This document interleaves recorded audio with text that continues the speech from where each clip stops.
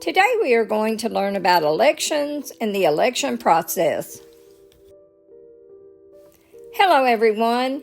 Have you ever wondered how leaders like the president, a mayor, or even your school student council get chosen? Pictured are two children choosing other children to play a game of tug-of-war. When you choose players, you want to choose the people that you think will best help you win. The girl has to decide if she wants to eat a hamburger or pizza. She is going to make a choice of her favorite one.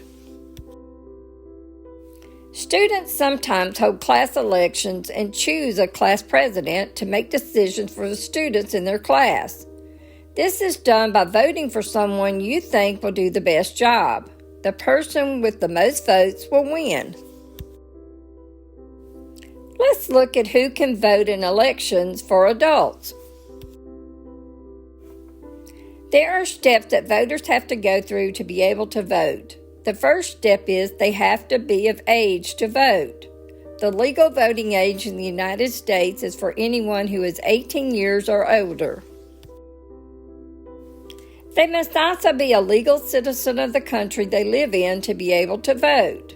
What does that mean to be a legal citizen? It means that they have been granted full rights and responsibilities as a member of the nation. To become a citizen, a person must either be born in that country or they must be naturalized, which means they went through a process to become a citizen. Another step is that a person who has been convicted, that means found guilty of a barred or felony crime, then that person is not allowed to vote. Anyone who has not committed a barred crime can vote if they meet the other requirements.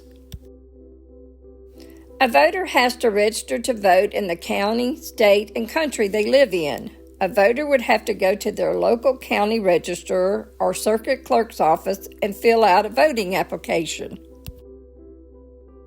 The voter will also have to present some form of photo identification. This can be in the form of a driver's license, a student ID from an accredited college or university, a government ID, a work ID, a passport or government work visa, a military ID, a voter identification card issued by the state, a firearms license, or a tribal photo ID.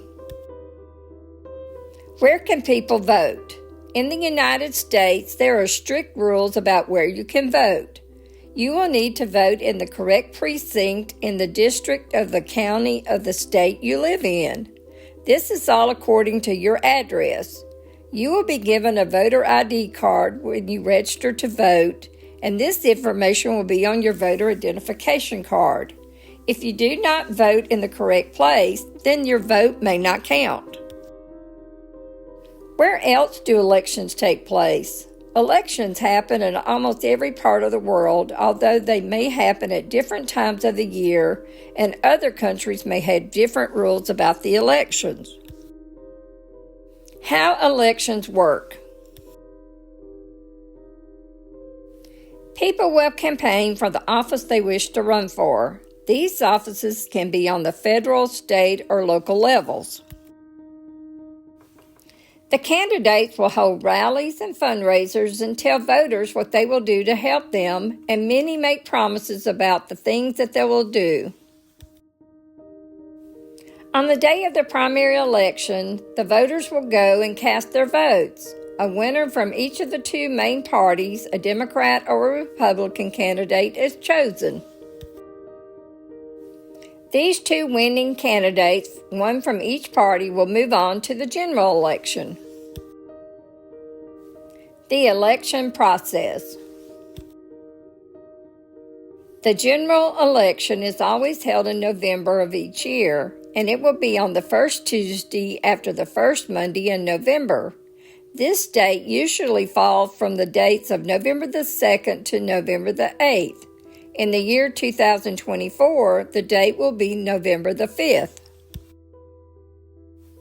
To have your voice heard and to choose a candidate of your choice, a person needs to go to the polling place and vote for the candidate of their choice. When a voter arrives at the precinct, they will give their name, show a photo ID, and if their name is in the poll book, which is the list of all the registered voters in their precinct, the poll manager will write voted by their name. Then the voter will sign and print their name in a voter receipt book, which is a record that they voted. The voter will vote either on a machine or they will mark a paper ballot by bubbling in next to the candidate's name they choose with a black pen. After they are finished voting, they will either place their ballot in a ballot box or a voting scanner machine to have their votes counted. Once the voter is finished voting, they may be given a sticker, a pen, or a badge that says, "I voted." Then the voter is free to leave the voting precinct. Later that night, the next day, or the following few days, the winner of the race will be announced on the television news networks or the local or state newspapers. Many candidates will hold celebrations to thank those who voted for them. Election Day Rules. On Election Day, the poll managers and the poll workers arrive at their appointed precincts at 6 a.m. to ready the precinct for voting. Voting will be held from 7 a.m. to 7 p.m. If voters are still in line at 7 p.m., the bailiff will stand behind the last person in line to ensure that they may vote. No one else behind them will be able to vote. Voters must line up in an orderly fashion to vote and must wait their turn. No campaigning or soliciting votes can occur within 150 feet from the door of the precinct. Poll managers are trained workers who are paid to work at the precincts on the day of the election. They will work from 6 a.m. and until they are finished after 7 p.m. for accounting for all the ballots, printing the scanner receipts, and leaving the precinct in an orderly manner at the end of the night. The poll managers are the ones who will conduct a fair and orderly election, and they are the ones to instruct voters on how to vote. They will also make sure that every voter has the opportunity to vote. No voter is ever turned away. Poll managers also assist with voters who may be disabled, such as a blind person or hearing impaired, or who have requested help. They will also answer voter questions about the elections or the election process. Poll managers also help with the voting machines if there is a problem with them during the voting hours. At the end of the night, the poll manager will ensure that all ballots are brought to the county register at the end of the election. It takes a lot of people to put on elections. We are grateful for those who are willing to give back to their communities, who agree to work and make sure that each election is successful and fair. Another important person who helps with the election process is election commissioners. Election commissioners are people who run the elections. Election commissioners have many jobs and tasks they must perform to help put on elections. One of their jobs is to organize and help set up the polling places and precincts where voters will vote. They train workers to help on Election Day who are called poll workers or poll managers. They also make sure that everyone follows the rules for voting, including the poll managers and the voters. Election commissioners, along with the circuit clerk, help to ensure that each vote was counted, and they must also account for all the ballots that were sent to the polling place. In the days following the election, an election commissioner helps certify the election. They will start this process after all the votes have been counted. The election commissioner must account for all the ballots, both used and unused.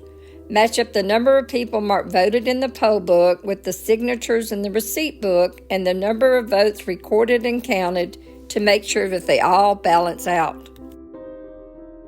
All used election materials, including used and unused ballots, are stored in a secure place. All unused materials will be saved for future elections and will be stored at the Election Commissioner's office. We hope you enjoyed this video about elections and the election process. One day we hope you'll register to vote and make sure you vote to make your voice heard. Thank you for learning with me today. If you like this video, please like, share, and subscribe to our channel and share it with your friends. We hope you'll join us again soon for another lesson on Wonder of Learning. Until then, bye-bye.